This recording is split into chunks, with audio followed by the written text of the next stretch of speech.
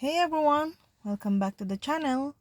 Today, I will show you how to fix Chatgpt too many requests in 1 hour. Try again later. First, go to Chatgpt homepage.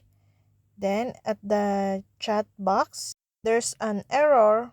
Go to log out. Click it. Then, sign up or log in. But I will log in here. You will type your email address or continue with Google or continue with Microsoft account. But for me, I will continue with Google. Then, choose an account here. If you see again an error here left side, there is a second option. Go to Wi-Fi connection and disconnect and connect again. And that's it.